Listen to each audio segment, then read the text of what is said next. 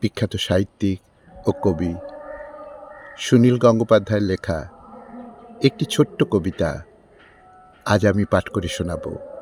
কবিতা বসন্ত খেলা। শুরু করছি।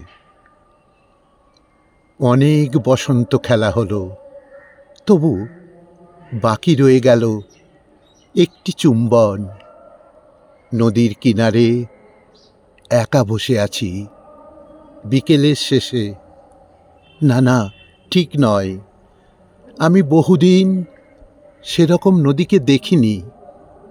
কবিতার বাঁকে লিখে ফেলা যেন একটি প্রিয় ছবি। না ঘটলেও লেখা যায় না, ছবিটাও শিল্পসত্যি নয়। সে কথা এখন থাক।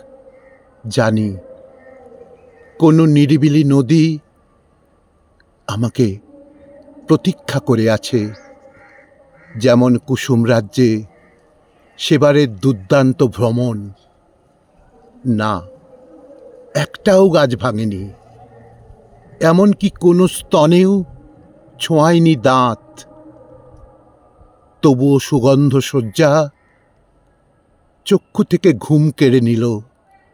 নীরা, মনে পড়ে সেই স্বর্ণ সন্ধ্যা?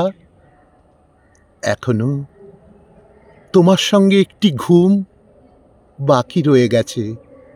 এখনো তোমার সঙ্গে একটি ঘুম বাকি রয়ে গেছে।